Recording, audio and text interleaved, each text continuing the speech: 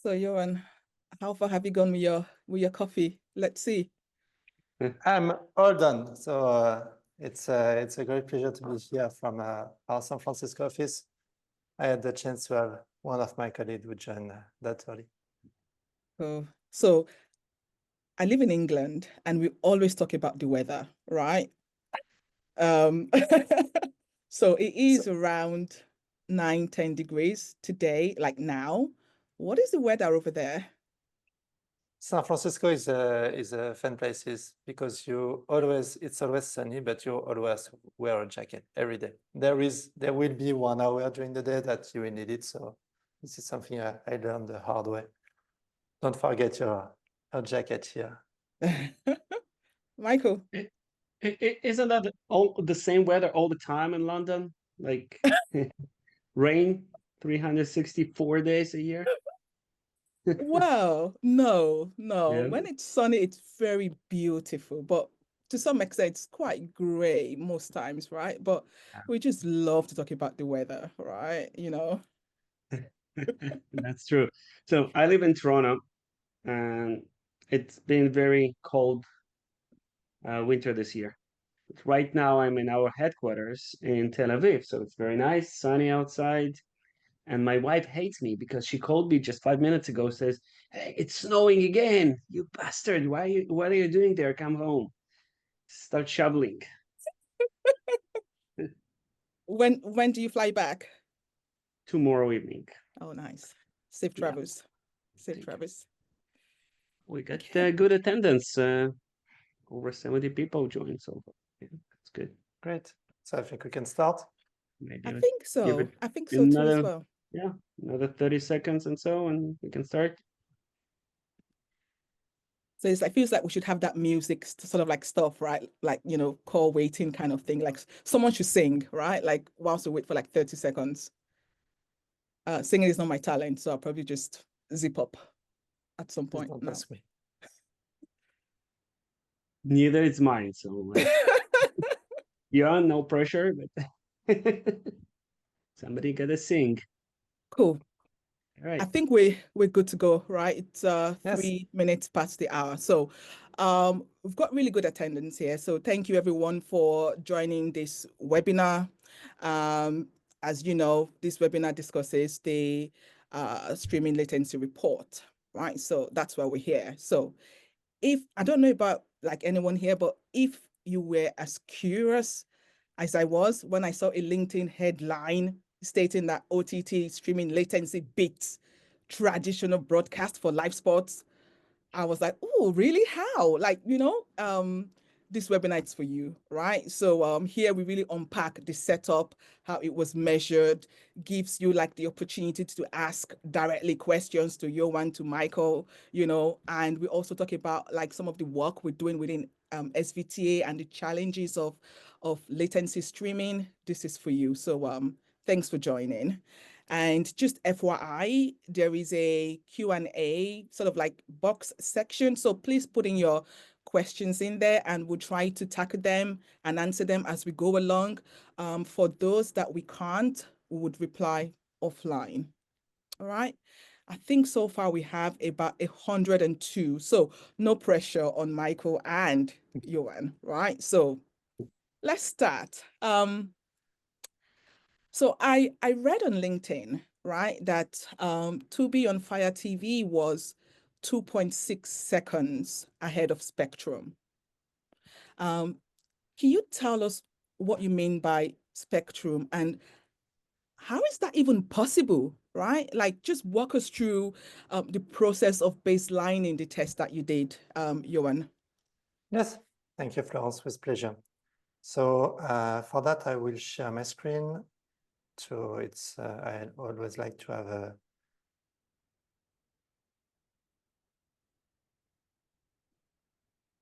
So everyone can see it right now? Thank you.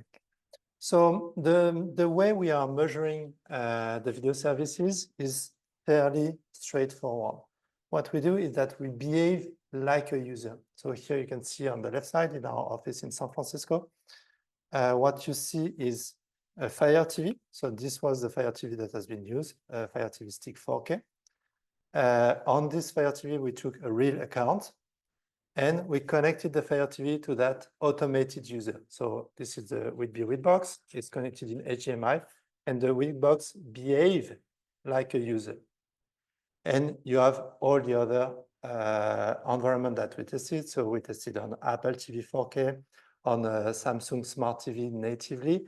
And as you mentioned, we use the Spectrum cable TV as a reference because this has been the traditional way to watch live sports in the US. Cable TV, DVB-C were coaxial, and it's still widely used in all the sports bar and also in the main TV. Out of the different locations, it was tested in New York, San Francisco, Montreal, and Paris on a wide variety of devices, including the Fire TV, Apple TV, Roku, Spectrum, Verizon. We also had a satellite set-top box in Paris. But I want to emphasize that it's really the application that the users are using and the real account. So what the Witbox is doing is navigating in the UI. So here it's launching Tubi, clicking on Watch Live, measure how long does it take to have this initial buffering time. So here you can see the evolution pattern of this initial buffering time measured as a user, and do that automatically for all the devices in real time. So this is, here you can see all the devices watching the half game, the halftime show. And uniquely to this particular time, thanks to our partnership with TAG, we have leveraged this integration to use the content matching to measure the latency. So here we selected Spectrum as a reference, and we measure against that reference to see if it was ahead or later, and based on what's happening on the screen. So we did not use some kind of timestamp or anything. It's really based on what is displayed. Oh, now I get that, right? So your reference, right? It's the cable, the broadcast TV, right? And then you do plus, minus. It could have been any, but we chose that as, because why not? During the all the pre-event, it was the fastest. So we say, okay, it's the fastest, let's take the fastest. But during the game, we saw that it was different. That's a pretty niche way of doing that, right? Without having access to the source. Just wanted to backtrack a bit. So we're talking about the 59th edition of Super Bowl, right? So just going through the NFL website, I love numbers, right? About, like, on the website, it says 128 million US viewers. That's massive, right? Across television and streaming in the US, right? Only. That's, I don't know how much of a scale you can get, right? It's just massive. That takes me to my other question. So I have been in the industry for quite a while, right? For 15 odd years. Why is this type of experiences, i.e. being closer to the live edge, why is it becoming more important now? The thing is that the delivery path or the protocol, the multi-CDN, a lot can happen between the source and what you get on screen. Traditionally, 15 years ago, it was mostly either through cable or through satellite. So it's a simple path. If you follow the path, you make sure that you don't have too much packet loss. In the way, you're almost guaranteed to know that it's working for sure. Here you have a wide variety of devices, of player, of codec capability, of decoding capability, the way they manage the playback, the DRM. So the complexity expanded, and on this kind of devices, you don't control the operating system, someone else does. You don't control the recommendation engine, someone else does. So it's guessing what's happening as a user is almost impossible without having a look at it.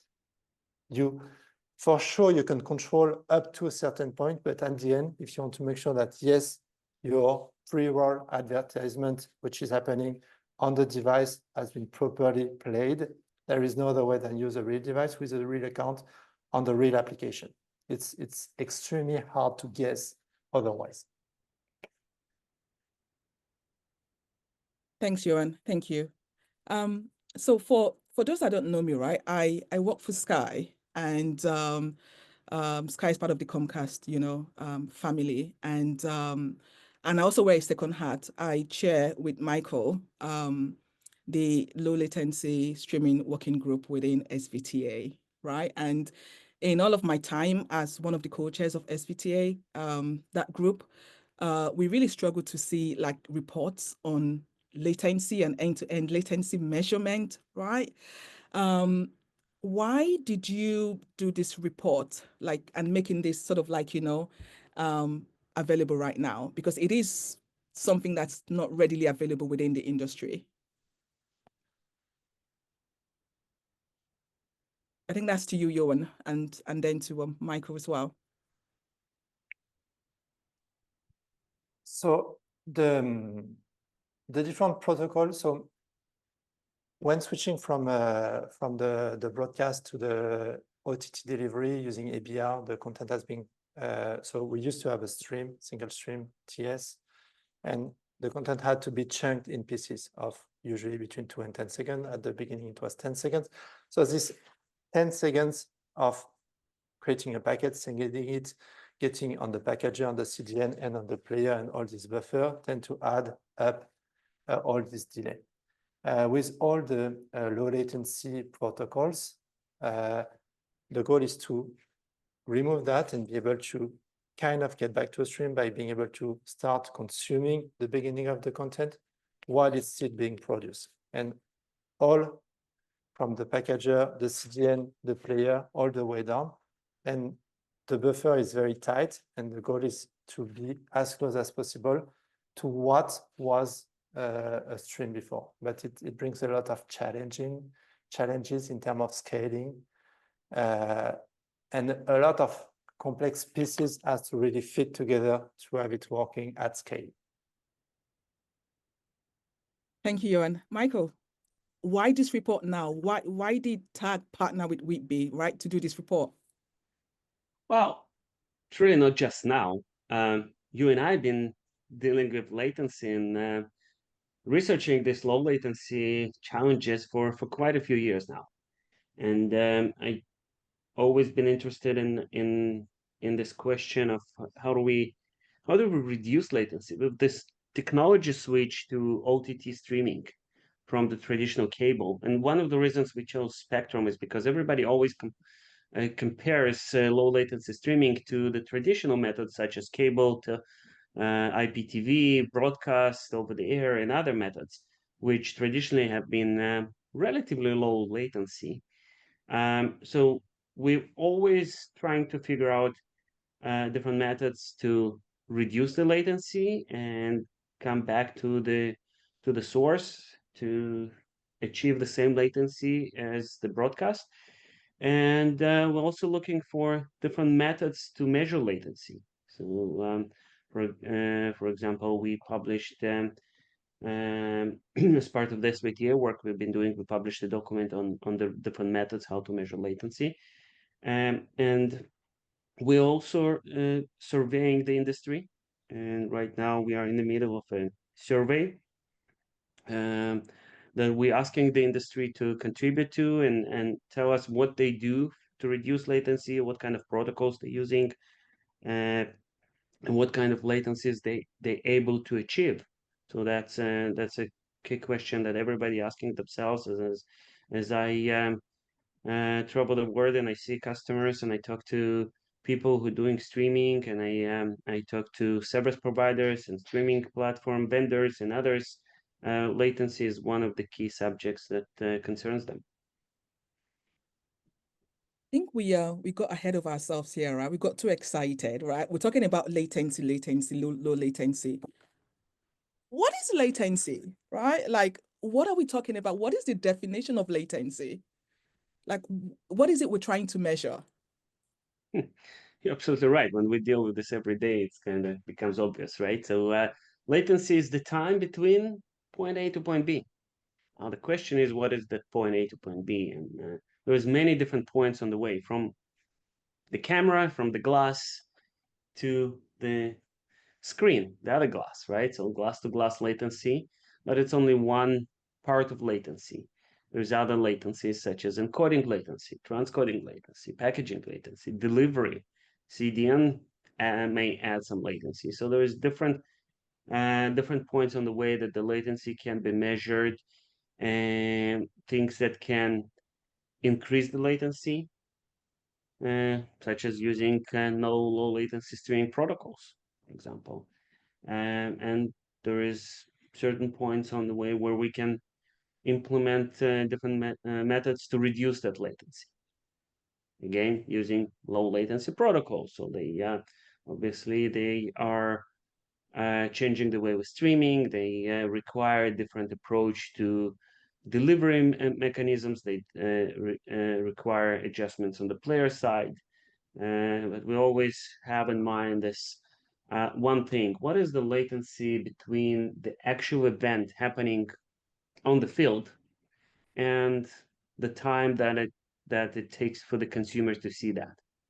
Is that 1 second, 15 seconds, maybe 40 seconds? And in different industries, broadcast is not the only industry that interested in latency. There's others like e-gaming and betting that require ultra low latency. So If latency is a lot of for things. yeah, for cloud, and it really depends on the application. For cloud gaming, for example, anything exceeding 100 milliseconds for a fast-paced game like a racing game would be too much. But obviously, for live sports events, nobody will try to reach 100 milliseconds. It will be too difficult to scale, too costly. And in the end, as long as you don't receive the notification that something is happening, there is little chance that you will be spoiled. So of course, for betting, it can be interesting, but for the average user watching the content, anything within the range of a few seconds will be fast enough to not get disturbed and get the notification, get the information that something is happening beforehand. Thank you. So as part of the work that Michael and I do within SVTA, right? As part of that work, as part of testing and measurement part on the SVTA test lab, we've done some sort of like, how do you actually measure latency, the methods to actually, measure latency. We've got a well-documented publication on that, whether it's, timestamp burnt into the video frame. We know that doesn't really scale to production users. We also tried using metadata that are embedded in the bit stream. We ran into problems because different, vendors and different timings, is it UTC, is it whatever timings you have in there, is it always present in the bit stream? We ran into problems in there. And then there was like this sort of like, fingerprinting. So I would strongly encourage folks here to read that publication. So we've done two publications. One is how to reduce latency, and then the other one is how do you actually measure it. And I guess I'm just gonna put a bit of focus on Michael right now, maybe to just talk about like the fingerprinting technology, I guess. And correct me if I'm wrong, I guess that was used as part of this Super Bowl latency testing. Do you want to just talk more around the fingerprinting method to measure latency? Yes, of course. So you mentioned some of the methods to measure latency, like the metadata. That there's a lot of challenges with that. Metadata doesn't always propagate through every single device. It changes. There is different formats of timestamps on different sides and protocols. So that's challenging when you need to keep the same timestamp all the way from camera to the screen. There's burned time codes. Well, those you cannot do that in production. And also the very low tech methods where you're basically pointing the camera at the clock and then you compare what you see on the screen. Again, not production grade method. So for production, how can you measure latency? So we have this technology called fingerprinting, which is it's a SMPTE standard. I believe the number is ST2064, something like that. That talks about how to generate fingerprint. What TAG did was to improve that standard and that algorithm of creating the fingerprint. And then we created a mechanism to use the fingerprints and match across fingerprints from different streams. So unlike a watermark that you have to put into the video stream, fingerprint doesn't modify anything on the stream itself. It just looks at the video and generates a very small, tiny number, binary number. Then that number being sent to a centralized location where we have the algorithm to compare those fingerprints from different locations. What that gives us is the ability to align between those two different video streams. And those two video streams could be from any type of streaming protocol. It could be MPEG-TS, it could be uncompressed video in 2110, it could be OTT, HLS, or MPEG-Dash. Doesn't matter. As long as we can look at the video frames, we can generate fingerprints. And then we compare between those fingerprints, and we can tell you on both sides what are the frames that are identical to each other. By the way, this technology works across transcoding, so even if you transcode it from one resolution to another, you can still compare and identify similar frames. And then once we know that the frame on stream A is the same as the frame on stream B, we know the timing of those two frames, and we know the exact precise latency between those two video streams. The fingerprint is created on the receiving side. So in this case of the Super Bowl test, we were using Witbe, like Yoann explained, connected to real set-top boxes, and we were creating the fingerprints. Then using the tag technology and tag products, we measured the latency across all the different devices and set-top boxes and players. I'm going to put you on the spot, right? So what is the accuracy of that fingerprinting, and does it have any edge cases? Like it should, right? Like tell us the accuracy first. Of course. In fact, it's so accurate that when we first got the results and we looked at the results, we said, no, that cannot be, because we don't expect the latency to change all the time. You know, when you send an MPEG-TS, yes, you have some little jitter on the wire, that's okay, but the player will put the frame depends on the frame rate, let's say every 40 milliseconds on the screen, right? And we saw that the numbers are actually fluctuating a little bit. But then when we started digging into that, we understood that that's normal because there is different buffers and the player is not always very linear. And when we did a little more investigation, we identified that the accuracy of the fingerprinting and content matching, that's the name of the technology that matches the different fingerprints, is about 1 to 2 frames. So we're not even talking here about seconds or anything like that. It's in milliseconds, so it's pretty accurate. Any edge cases? The edge cases would be OTT. OTT like HLS and Dash because of the buffer. So the question is, what do you consider being the OTT latency? Is that when the file was created? And then we're talking about segments of sometimes 10 seconds long, right? So is that a 10-second additional latency on the segment, or do we summarize all the segments? Do we act as a real player device and say, you know what, the player would buffer maybe three segments, maybe less? Like there's so many different questions here.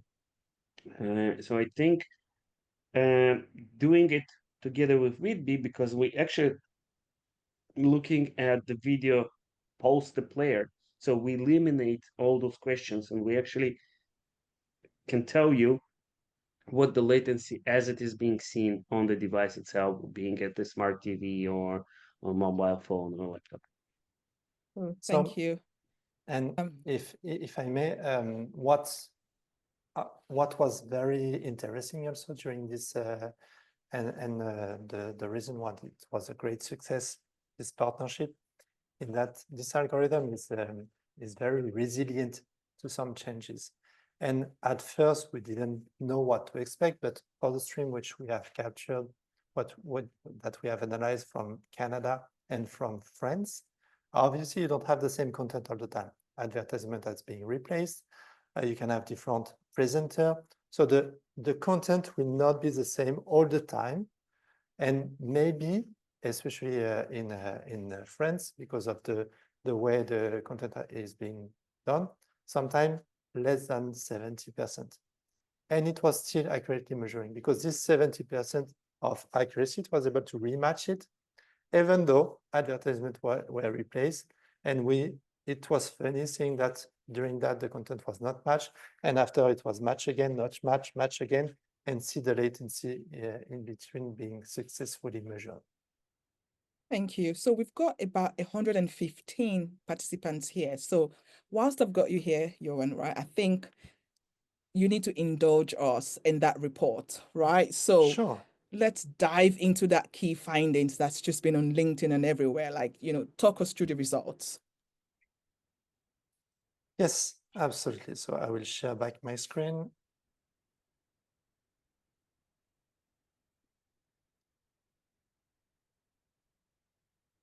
This is the one. Yes, absolutely. So these are the results. As mentioned, we use a spectrum as a arbitrary reference, mostly because during our dry run test, it was the fastest one.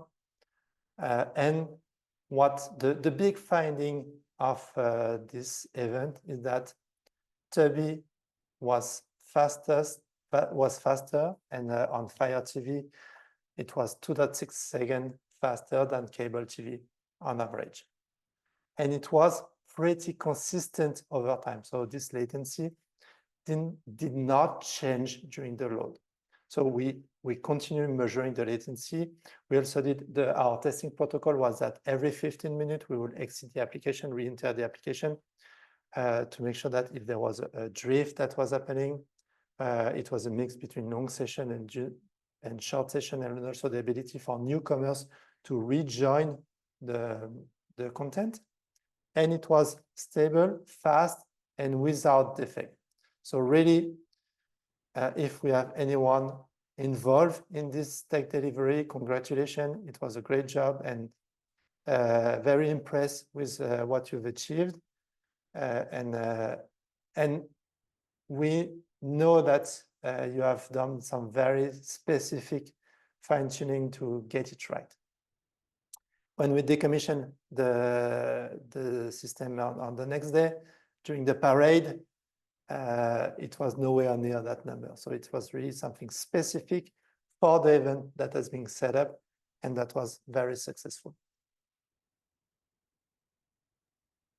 So whilst we've still got this here, this screen here, right? Like, do we think that there were like any specific technologies, right, used to lower this latency we see on the green ones? Like, can we, I don't want to use the word speculate, but do we think anything special was used?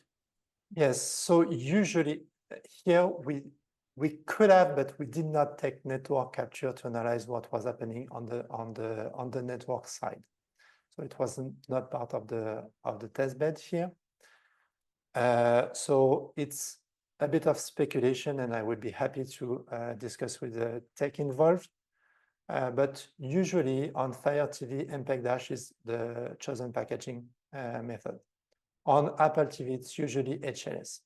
So here, considering that Toby has put the same amount of effort between Fire TV and Apple TV, we expect that they use the low latency flavors of MPEG Dash and HLS, and that they were able to leverage some advantage of MPEG- low latency versus HLS low latency 'on Apple TV. And this is also something that we saw on other MVPD that we tested, that on Fire TV, usually they were able to perform better than on Apple TV. And on the native players of the smart TV, it's not achieving that same level of performance. So we see, but it's not unexpected that on smart TV it's more challenging. It comes from the fragmentation, for one. It's hard to get it right for all the potential models of Samsung, LG, Vizio, iSense, all the way they implemented their generation of operating system which support the protocol in very, very different ways. And also another thing is that it's easier to ship one of those small devices to your development team or your testing team, so that it's standard that people have spent more time fine-tuning on the small devices than fine-tuning on the smart TV.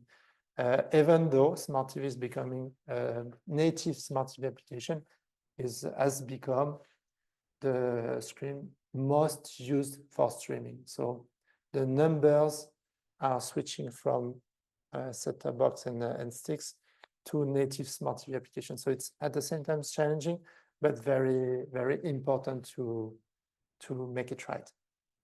I think whilst you're here, and I'm going to pick some questions from the Q&A, and I think you've just talked about smart TV, and I think you've answered it before, but just for like clarity, someone has asked, and how do you test on smart TVs?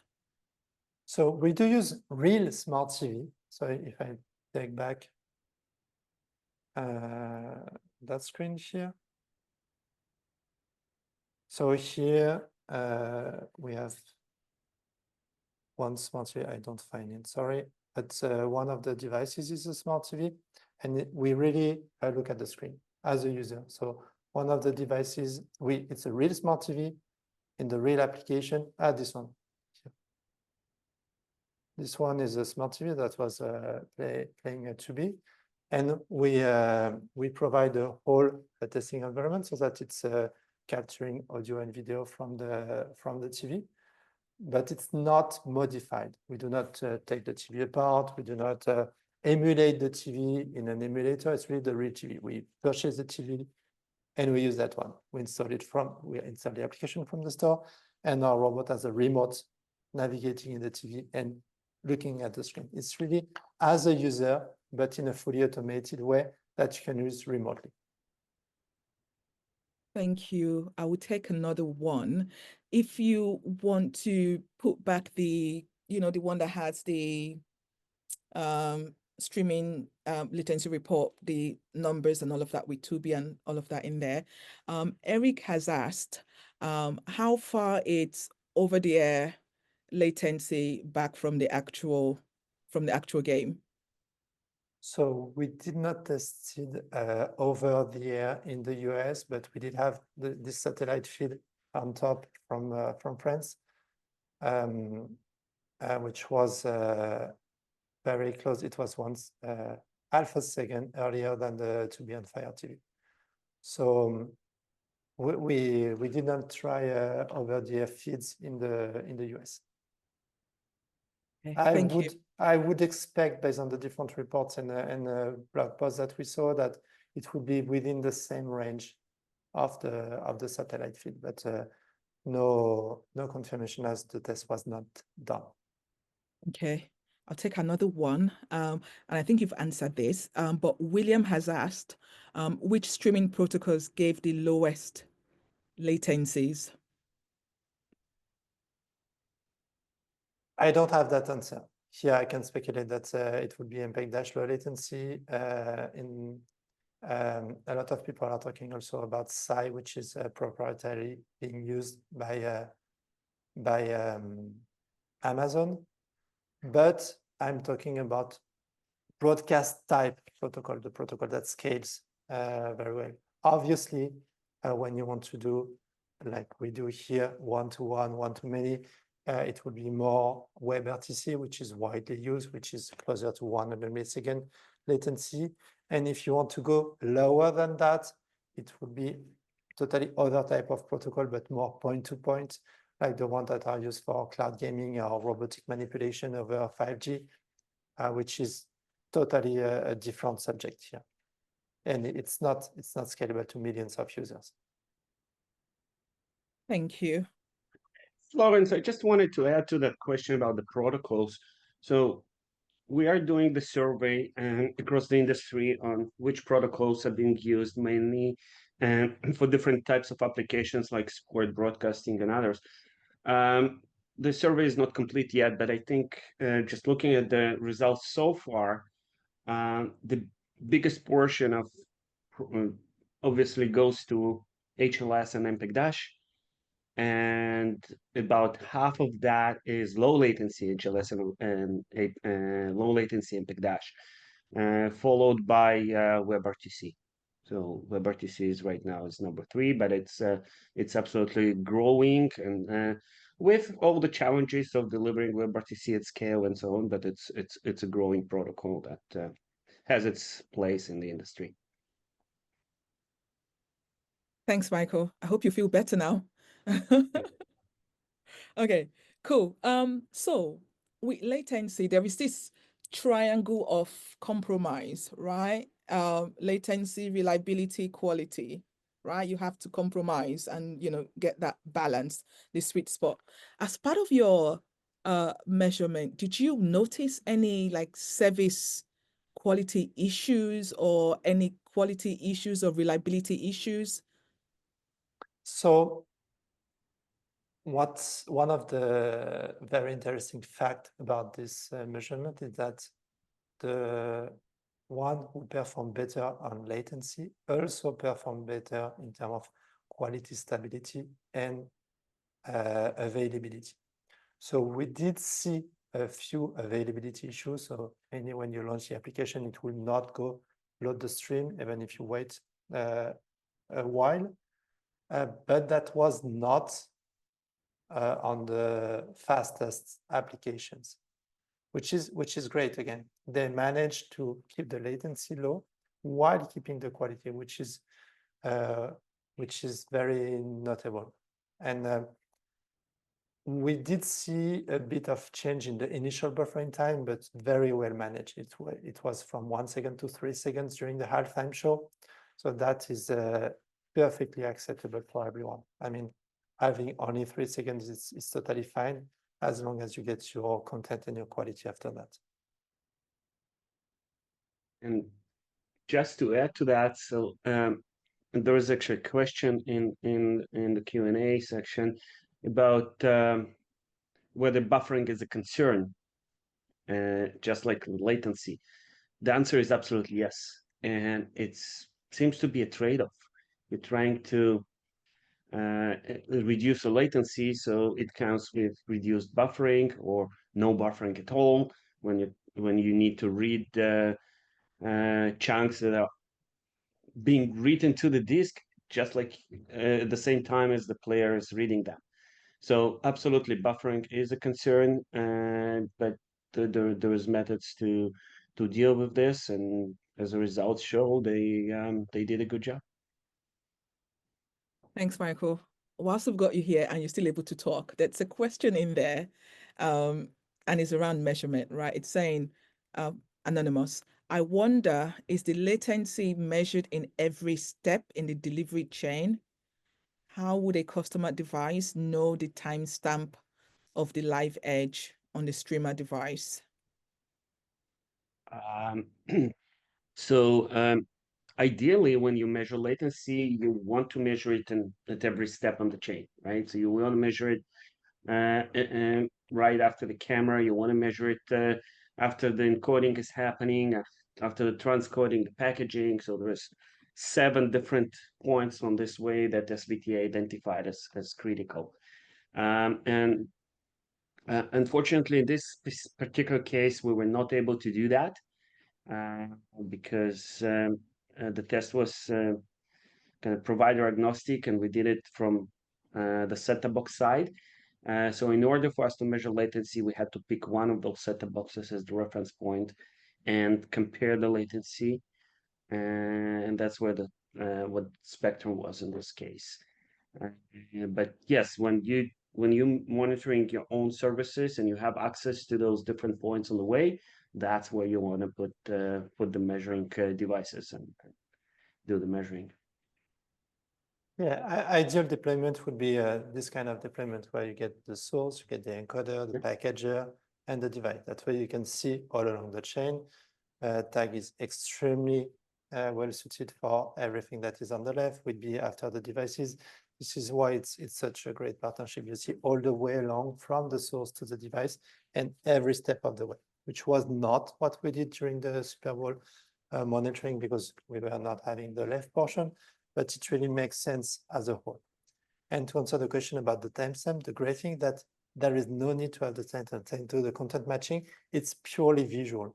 So even if you have something happening like a cloud transcoding, if you get the source from something else, if you have reprocessing of the video in the middle, it's all right. It will still be matched, even though the pixels are different, the packaging is different, the TS has been changed to MP4, and everything is different with CMAF container and everything. But as we are looking at the pixels, after the decoding, the DRM and everything, then we can do this correlation. Yeah, and there was a question in the chat about fingerprint is used to compare relative latency between two streams received on consumer devices, how to measure the absolute latency from streamer camera to consumer device. In the exact same way, you just need access to that stream.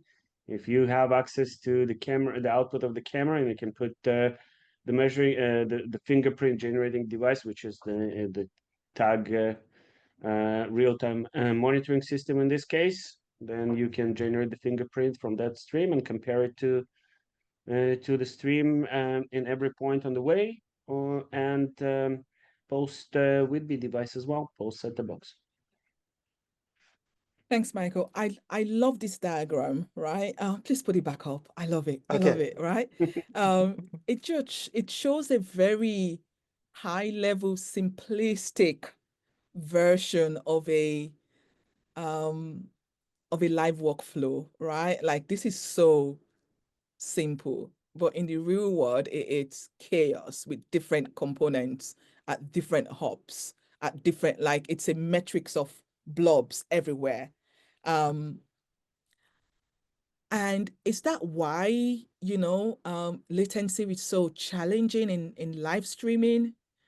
I say this because I've got something to share. So within the low latency working group within SVTA, we're currently running a survey, and I'm not sure if that link to that survey has been posted here. If not, it should. We are trying to gather like responses from people that knows streaming very well, right? And so far we've gotten really good response rate. And I was just before this webinar, I took out like one question that we asked in that survey. So please go in and fill that survey. It's less than 2 minutes, you'll be done. I dived in and I just picked just one question, right? And the question was around, hold on, I'll just share my screen because I have analyzed it. It's something else. Hold on. Someone else is sharing. Let me. I stopped. Yeah. Okay. You should be. Share. So I took just one question from that survey, and the question, and this is the question, right? It says, it was question 12. What are the biggest challenges your company faces in delivering low latency streaming? And this really goes back to that workflow you were showing, right? Like it's everywhere. Yes, right? There is not one single big challenge. It's pretty much all along the chain. And this is coming from not one person. I think we're targeting to have like 3 digits, in there in terms of, respondents, right? And it's all scattered, right? It's this is food for thought for us, right? That it's not easy, right?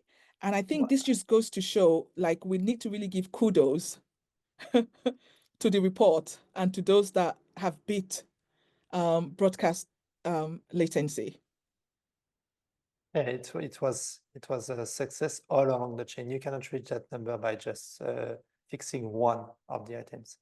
You cannot just fix only the transport or only the player or only reduce the buffer. You have to grab all that precious seconds all along the chain in order for it to add up, and ranging from 30 seconds that we see on the list performing down to -2 seconds. And we usually talking about the streaming portion of that, like what protocol was used. Is it low latency HLS, WebRTC? Some people mentioned PSI protocol in the chat here. But we tend to forget that latency is not only on the streaming side, although that's probably the biggest contributor to the latency, but latency can be caused by things like transcoding and packaging as well. And it's important to also pay attention to what encoding technology you use. And today there's new encoders that are available, that some of them using some advanced algorithms and even implementing AI to reduce the latency and reduce the time it takes to transcode the frame. So and of course packaging, you know, the shorter segments you make, or if you support chunk transfer mechanism or not. That's all those things will influence the latency. So are there any, so apart from what we see here on screen, right, from a monitoring side of things, is there any other sort of like challenges you see in terms of monitoring from the device side, from the stream side, just to throw more in the sink? One item here that I find kind of funny is that network reliability is reported as an issue, but QoE impact not. It's kind of, yes, if we want to reduce the latency, there is an issue that the network will not be enough, but not an issue that if this is happening, the user will have an issue. It's something that is difficult to assess by just looking at the whole way of playing decoding is changing with the low latency protocols, and getting the player metrics which are inside the player is surely not strong enough to evaluate and guess what's happening on the screen. So here we at least it's our strong belief that if you really want to see what's happening, you have to see it at some point. You cannot guess it from the metrics. You have to see the video, actually look at it either automatically or with humans, but have the video, not just metrics about buffer underrun, time to playback, or packet loss. Okay, I'm trying to find my mouse now. Can you hear me? Yes. Okay, you can hear me. Okay, cool. So I'm just going to stop sharing now. Hopefully it goes cool. If you haven't filled this survey, please fill this survey. That's a lot of benefit doing that, because one, you get to contribute and your voice heard in the industry. Two, you get a copy of the outcome. So when we analyze the data and all of that, we're going to make it available to you. So i.e., if you leave your email address in there, we send you a copy of the final version. So please go fill it, and let's have your voice in there. So I've got my last question before we start going into questions, the open questions in the Q&A. So my last question, this is for me, very personal and the holy grail. So I mentioned, I talked about the triangle of compromise, like latency, reliability, and quality, that's a trade-off in there, right? And I think this is where we can do like A/B experimentation, right? To sort of help make business decisions, like how do we crank up or crank down, what's the compromise to QoE? And I'm not sure if it's part of the measurement, the latency measurement, that we have, that Witbe, you have like, QE metrics to that. My question is, when do you think that measuring end-to-end latency, right, as a metric, right? So end-to-end latency as a metric, as well as other QoE metrics, become an off-the-shelf product? Is that ever going to happen? If so, when? And for me, it's already off the shelf. It's the fact that it's non-reference, non-intrusive. You don't need, and this is what we demonstrated. We did not need to ask anybody about adding SDK somewhere, adding a watermark, adding a timestamp, adding metadata. It's really, the beauty of this is that it's purely based as end user interaction. What you can see, what your neighbor can see, what I can see, and compare it and measure the quality, the video experience, the loading time, and the delay being one additional KPI. But it's I mean, we can do it right away, and this is a proof. It's not, no integration, no change in the delivery chain, and available as as day one. Is that for every viewer? So every No. 128 No, million viewers, at what point do we absolutely get not. there? No, At what point do we get a latency metric as well as QoE for every yeah, user? but yeah, after it's do we need it? Does it make sense? Is getting more data. The question about QoE metrics from the, it's very interesting, but it's also by nature very noisy. I have my phone, I will go in the elevator afterward, I will have rebuffering. Yes, it's true, it's a real rebuffering that happened on my screen, but because I was in an elevator. What does it tell you about the quality of your delivery? You don't know. I wasn't in an elevator, it's not really an issue. Or I was in the subway trying to do some Instagramming. So it's totally complementary. It's not one that replaces the other. It's two different points of view of the same reality. One is the whole engagement, how long, what are the duration, how long each and every user stayed on which content, what was the swiping pattern, how they move from this to that. And in the stadium, this was this level of quality, but it's it's a different view that sampling, having the video and seeing the reference. I don't think one will replace the other. It's probably the best explanation I ever heard. It's very great, and I agree. People do collect data, and data is super important. And the data is for analysis and general understanding of your streaming quality. But when we're talking about specific QE metrics, QoS metrics, they first of all have to be actionable. And if Yoann goes into elevator, there is nothing for me to actionable.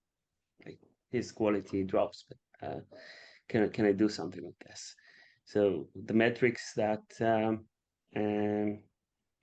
the providers and streamers focus on are something that their operators can act upon and in real time and fix. And if it's something they have influence over, but if it's something in the wild, okay, it's good to know. It's important to know. I don't disagree, but not actionable. Thank you, Yoann. Thank you, Michael. I think we've got like 6 minutes, and maybe we've got just enough time to start going through some of the open questions in the Q&A, and then we see how far we get. If we run out of time, we would follow up offline on those questions. Okay, so I'm going to start from top, how I see it on my screen. So there's one from Eric. How can low latency protocols like WebRTC, low latency HLS, and SAI be scaled to reach 30 million plus subscriber viewers? That's a challenge for sure. A lot of paper and technical proposition are published. A lot of CDNs are saying that they can help in scaling. Usually, most of the what we see in the industry is a multi-approach. So it's usually not a single CDN. It's a mix of depending on who is the broadcaster, sometimes cloud-based CDN, traditional CDN, and also home-built CDN or open caching. It's really, I don't think there is one single answer for that. And yeah. Okay, I'll go to the next one. But you can contribute to that if you join the SVTA and join one of the working groups, because there's a lot of work that being done on to reduce the we are member, but I really want to apologize because I have not been participating a lot in the working groups. How come I haven't seen you in the low latency working group? Sorry about that. I think I need to fix it. And I really need. I was in Amsterdam for the SVTA meeting at the IBC, but yeah, not participating a lot in the working group. And Noemi told me a lot about that, so I think I should fix that. Okay. Everybody welcome to join, and it's really fun, and we really do great stuff. And just recently, Dash IF joined SVTA, so yes. Dash is now part of SVTA as well. Over 140 companies in SVTA. Just going through to the next one. I'm just conscious of time here. Another one from Eric. What if we could remove, so I think this question is relating to how do you reduce the latency, right? What if we could remove the packager delay by sending MPEG TS all the way to the device? Ooh. It was the multicast, IP multicast over managed network, which is a traditional IPTV in Europe, which was not deployed a lot in the US. This has been because they had a very strong DVB-C over coaxial network. But this is indeed CS directly to the end consumer device. So very good for live, very scalable, very hard to make it work on unmanaged network. Oh, thank you. Just skimming through now. Another one from Udaya. What encapsulation did you use for the OTT Super Bowl feed that was compared to Spectrum cable feed? We don't manage encapsulation. We use it as the end user. So we don't control how each of the player embed their stream or anything.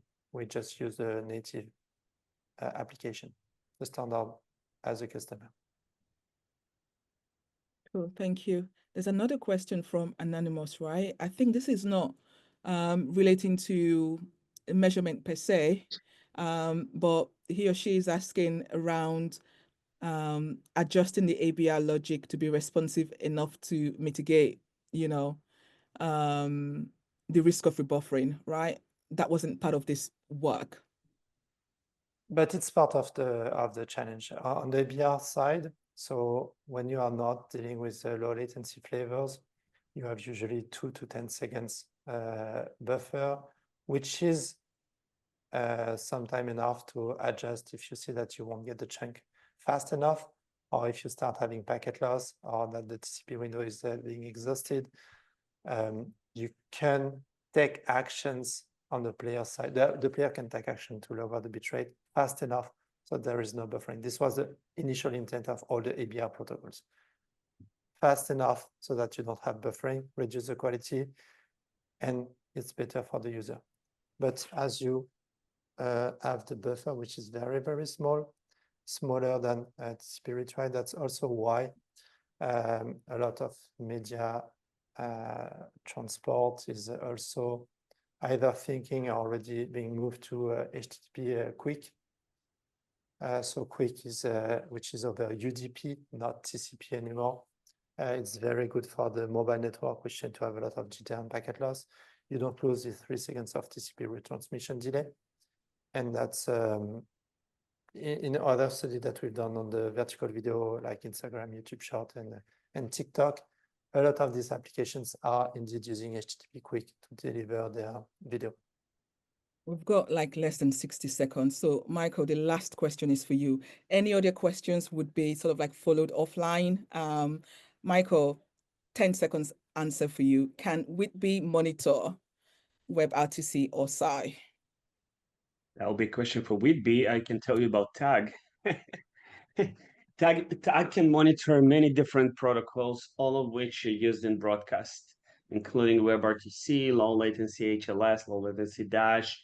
And that's the power of tag monitoring system. We can monitor every single protocol. And if you can find one that we don't, well, that's easy to add because we have very flexible architecture in the backend. Yoann, can Witbe monitor WebRTC or SI?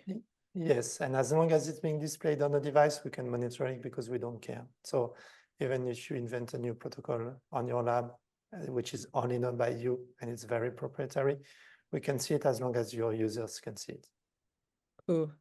Thank you so much, Michael. Thank you so much, Yoann. Thank you even so much to the participants, right? We've got 80 till the very end, enthusiasts. Thank you. And thank you for going through the streaming latency report. For those that joined, you would have an email with this recording and any other questions that you have. So please, please, please fill the survey form and be part of sharing your voice within the industry. And thank you for allowing me to moderate this panel. Thank you. Thank you, Florence. That was Thank you very much, great. Florence. Thank you. Thank you, everyone. Thanks. Have a good day. Bye-bye. Have a good day. Bye.